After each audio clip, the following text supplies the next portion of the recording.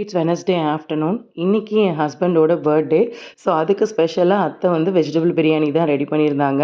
எத்தனை வயசானாலும் பசங்க எல்லாருமே அம்மாவுக்கு குழந்தைங்க தான்றதுக்கு இதுவே ஒரு சாட்சி. அத்தைக்கு காலையிலேருந்தே கொஞ்சம் குளிர் ஜாஸ்தியாகவே இருந்துச்சு. கை காலெல்லாம் பெயினாகவே இருந்துச்சு. இருந்தாலும் பையனுக்காக ஸ்பெஷலாக வெஜிடபிள் பிரியாணி ரெடி பண்ணியிருந்தாங்க. நம்ம என்ன தான் வெரைட்டியாக டிஷ் செஞ்சாலும் என் ஹஸ்பண்ட்க்கு எப்போயுமே அவங்க அம்மா சமையல் ஒரு ஸ்பெஷல் தான். லிட்ரலி எனக்குமே அப்படி தான். ஒரு சில டிஷ் எல்லாம் அத்தை செஞ்சால் நான் எப்போயுமே ஒரு கை அதிகமாகவே சாப்பிடுவேன். நீங்கள் என்னவோ பண்ணுங்க, நான் என் வேலையை பார்க்குறேன்னு தம்பி உட்காந்து ரைம்ஸ் பார்த்துட்டு இருந்தாரு. அண்ட் இந்த வெஜ் பிரியாணியோட ரெசிபி நம்ம சேனலில் நான் ஆல்ரெடி ஷேர் பண்ணியிருக்கேன், கண்டிப்பாக செக் பண்ணி பாருங்கள். அண்ட் இந்த பிரியாணி மசால் வந்து எங்கள் அத்தையோட சீக்ரெட் ரெசிபி. வேறு எந்த எக்ஸ்ட்ரா பொடியும் போட மாட்டாங்க. மிளகாத்தூளும் இந்த ஒரு பொடி மட்டும் ஒரு சிட்டிகை போடுவாங்க. பிரியாணி டாப் நாச்சாக இருக்கும்.